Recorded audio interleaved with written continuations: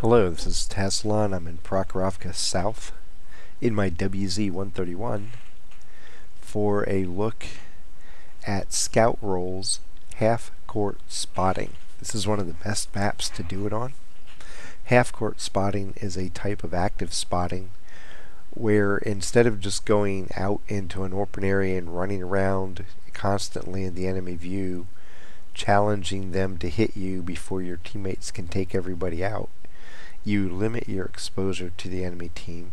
In this case, what I'll do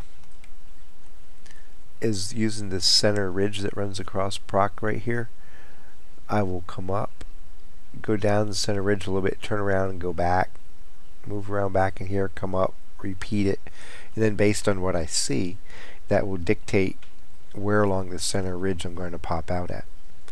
There's a couple of great advantages to using this technique over just open active. Number one, you're not exposed to enemy fire anywhere as much, so you stay alive longer.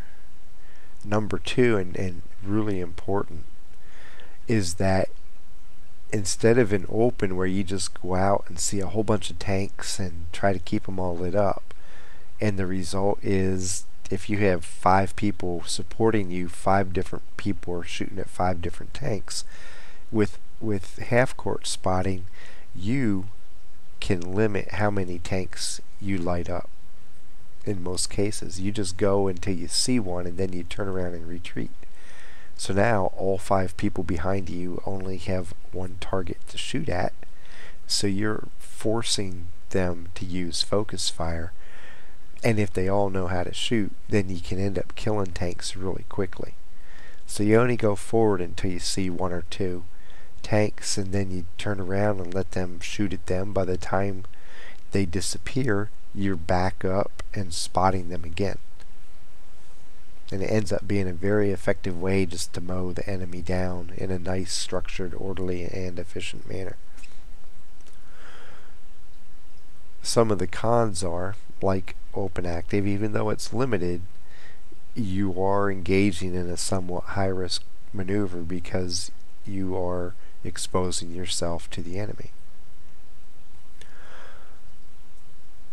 So it's important that you don't always pop up over the ridge at the same place, because there will be at least 1 or 2 smart enemy that, if you do that, will say, hey, he's always coming out right here, I'm just going to aim my gun in on that spot, and as soon as he appears, I'm going to press fire, and you're going to start taking damage. Mix up where you pop out at. Mix up which direction you're going across the screen at. Because if you can force the enemy to have to turn their turret to shoot you, you're already gone by the time they can aim in, and you stay alive a lot longer. Here we go. Now in this map, I tend to run down one of the ribs just so I don't have to go as far uphill right at the middle. I'm going as fast as I can because I want to be able to quickly veer back to my side and run down the ridge and provide cover for myself. Another note on this, and you'll see, especially when you're in a battle that has artillery, don't think that here I'm going to make my run. You'll see I get like 6 tanks right away. This happens in the first pass, you see a lot. But now I'm in cover. I can't drive straight. See, I'm still going to continue to turn. Why? Because even though the enemy team can't see me, and most of them can't shoot me, artillery still can. So if artillery decides to go after me, and after I get down behind the ridge in cover and I just drive straight and get lazy, guess what? He has an easy time raining the shell down on my head. So especially when there's artillery in the game, once you get out of line of sight, continue to take evasive action at least for 5 or 6 seconds. Make sure that you're safe from artillery fire before you decide to drive straight. And really, it's better if you don't drive straight too long like I do it right now. I know nobody can see me. As soon as I get to where somebody can see me, I'm not going to stay going straight. There's a T-37 over there. What I'm trying to do is only light up 1 or 2 targets on a side.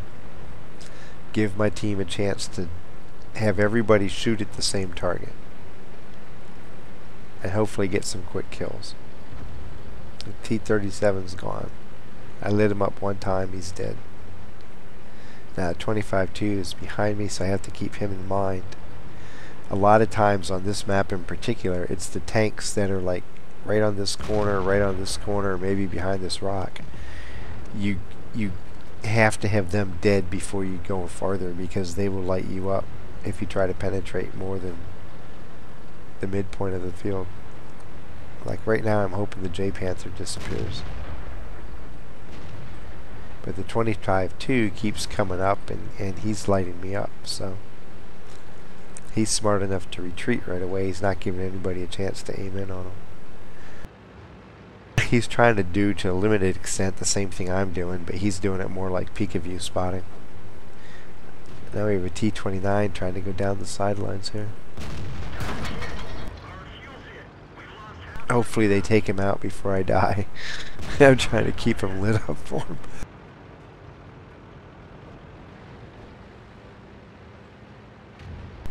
He's almost dead. And now he is. Back to the regular scheduled activity. Be nice if the 25-2 died. Because I want to concentrate on getting this J Panther out of here, and I can't really do it with the 25-2 popping up and lighting me up all the time. There's no need to rush anything. Stay patient. Don't try to, oh, I'm just going to go in and light up everybody and we'll be done with it. No, because you're going to die. Once you cross over that ridge, you're in their territory, and all their tanks are going to be able to fire at you, and most of our tanks won't be able to help. So just stay patient. This is a slow, deliberate process. If you try to rush it, you end up dying, and all those big heavies back there with poor vision lose their eyes. Now watch this. Bam! Dead. 4 or 5 tanks hit him right in a row and he died. That's what you want.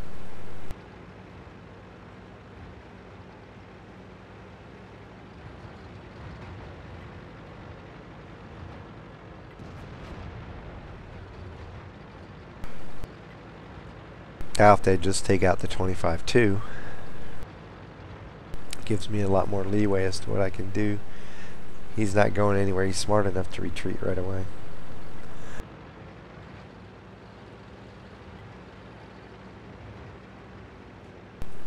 But you can see, unlike passive spotting, if I was just in a bush up here or over here or right here, I could see anything that moved over on that side of the map. But I wouldn't be able to give my team as broad a picture as what I'm able to do by moving back and forth. Now the Panther's exposed again. I wanted to go up the field, but the Panther's still blocking my way, so I have to wait for him to die. Once he dies, I can transition from passive spotting, or not passive, from half-court spotting into a more active type thing and run Camper Road and light everybody down there up for my team. 25-2's gone. Panther's gone. I can make a run for it. He's almost dead. There he goes. So now I'm going to click on the boxes, tell my team where I'm going to go. And I'll just run down here, use the bushes as well as I can. Oh man, he's unexpected. 4502, I'm just going to blast past him. Shoot this guy. Use this little ridge line to protect myself and see what's down here.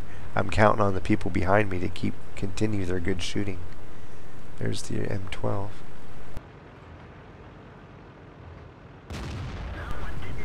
Hopefully he can't shoot yet. Now he's dead. There's no way he can recover unless somebody helps him out here. I'm trying to keep this guy between me and the heavy. Heavy is dead. Now I can just finish him off. 3 tanks left. I see where 2 of them are.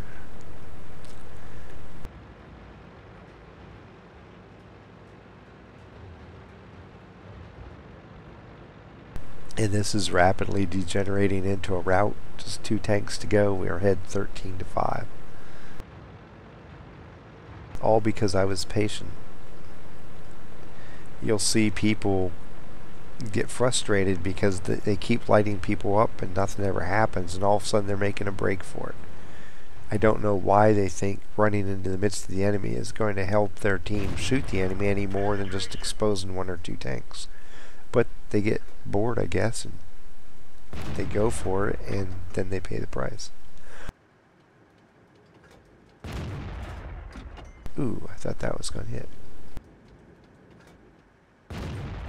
Enemy armor is damaged. Critical hit. We didn't even scratch them. There's the fight. We end up with a 15-5 win. I have a question for you. How much spotting damage do you think I got during this battle? Go ahead, think of a number. How much spotting damage did I just get?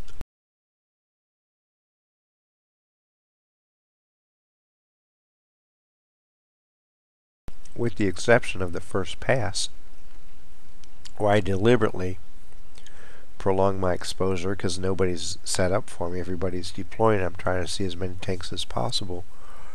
I tried to limit how many tanks I saw after that, so it never looked like I was getting a whole bunch of spots. But in this battle, I got 6,004 spotting damage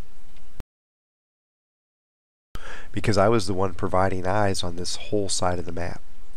Almost all the deaths came with my vision involved in it.